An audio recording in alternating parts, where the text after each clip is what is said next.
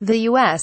is trying to provoke North Korea into starting a war so that it can then strike back, according to a top Russian official. Russian Foreign Minister Sergei Lavrov said on Friday other nations in Asia should be wary of the U.S.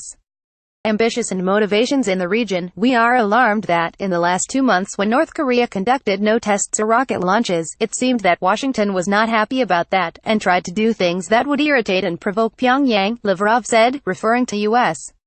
officials. He said, it's as if they are hoping that they, the North Koreans, will lash out again, and then it would be possible to engage in military options. Lavrov spoke during a joint press conference with his Japanese counterpart, Taro Kono, after the men met in Moscow to discuss relations between the world powers, Reuters reported.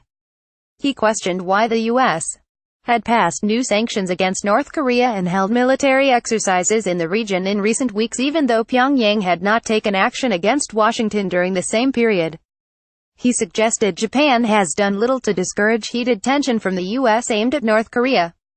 Keep up with this story and more by subscribing now. We are expressing deep concern, with facts to back it up, that Japan along with South Korea is becoming a territory for the deployment of elements of the U.S.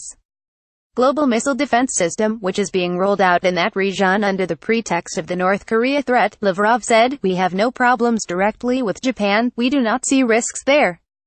We see risks because of the proliferation of a global U.S. missile defense system on the territory of countries that neighbor Russia, including Japan. He added, as you know, the U.S. leadership has said many times that all options are on the table, including military options, and we note that Japanese Prime Minister Shinzo Abe, at a meeting with President Trump in early November, said that he supports the American position 100%. President Donald Trump and Japan's Prime Minister Shinzo Abe shake hands at the end of a news conference at Akasaka Palace in Tokyo, Japan, in November 6, 2017. Reuters. Kono responded that Japan had not called for North Korean leader Kim Jong-un to stop down, but added that Tokyo must protect itself after Pyongyang conducted a missile test in September that flew over Japanese territory. This is unprecedented, the most important and most pressing threat not just to Japan and Russia but to the international community as a whole.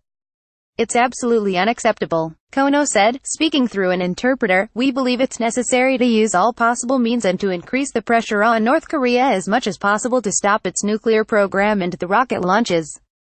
Japan and Russia have long had strained relations. The two nations never formally made up after World War II, when the Soviet Union sided with the Allies against Tokyo and took control over a group of islands in the Pacific from Japan. Neither Kono or Lavrov mentioned the islands during the press conference. At one point, Kono described the U.S.